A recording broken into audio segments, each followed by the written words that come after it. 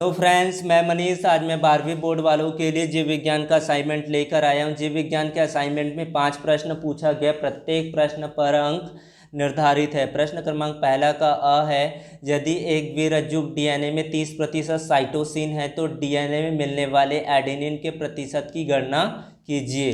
4 graph के नियम के अनुसार द्विरज्जुक डीएनए में A-G बराबर T-C बराबर 1 होता है, अर्थात एडेनिन बराबर थायमिन होता है, ग्वानिन बराबर साइटोसिन होता है।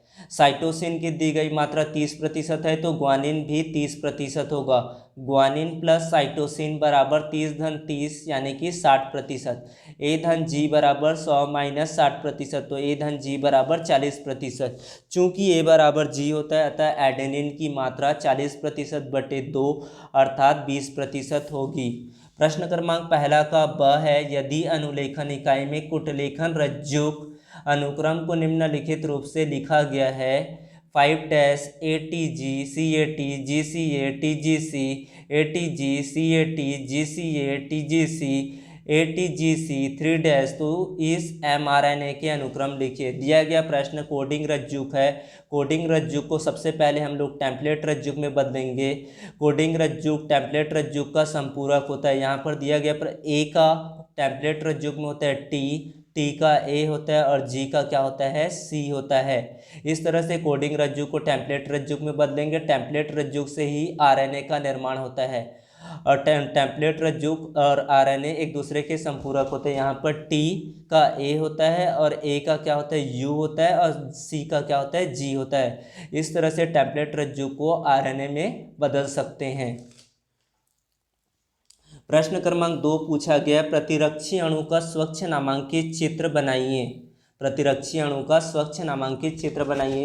इसके लिए अपनी पाठ्य पुस्तक की सहायता ले सकते हैं। प्रश्न क्रमांक तीसरा है, यदि आपके विचार से किशोरों को अल्कोहल या ड्रग के सेवन के लिए क्या प्रेरित करता है, कोई 3 कारण लिखिए।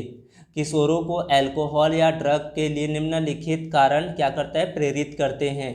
जैसे कि इसके लिए मैंने कुछ पॉइंट बना दिए हैं, इसको कंप्लीट कर सकते हैं। जैसे उत्सुकता, संचार माध्यमों के विज्ञापन व्यक्ति को नशीले पदार्थों को जानने की उत्सुकता पैदा करते हैं जिसके कारण सेवन करता है। उत्तेजना एवं आनंद की प्राप्ति, अधिक कार्यक्षमता की इच्छा। इस तरह से कुछ पॉइंट बना सकते हैं। चाहे इसके अलावा कुछ और भी पॉइंट ले सकते हैं अपने टेक्स्ट बुक के आधार पर। प्रश्न क्रमांक 4 है, निम्नलिखित रोगों का संचरण कैसा होता है। मलेरिया, एस्केरिसियस, न्यूमोनिया के बारे में बताना है। मैंने लिख दिया है मलेरिया क्या होता है, प्लाज्मोडियम नामक बहुत ही छोटा सा प्रोटोजोवन मलेरिया के लिए क्या होता है उत्तरदायी होता है। एस्केरिता को ही एस्केरिया कहा जाता है। पर आंत्र परजीवी एस्केरिस से एस्केरिसियस नामक रोग होता है। न्यूमोनिया के बारे में सभी लोगों को पता है कि क्या होता है, तो इसके बारे में आप जानकारी लिख सकते हैं और इसके लिए टेक्स्ट बुक का भी सहायता ले सकते हैं।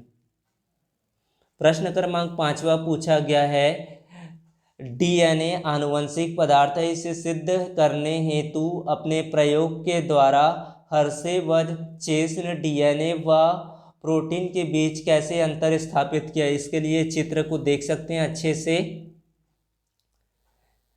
तो हर्षे व चेस के प्रयोग के अनुसार उन्होंने एक माध्यम पर जीवाणुभोजी पैदा किया जिसमें एक को विकिरण सक्रिय फास्फोरस तथा दूसरे विकिरण को सक्रिय सल्फेट पर वृद्धि किया था।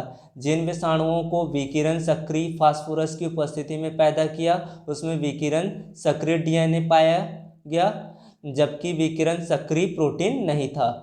जिन विषाणुओं को विकिरण सक्रिय सल्फर की उपस्थिति में पैदा किया उसमें विकिरण सक्रिय प्रोटीन पाई गई।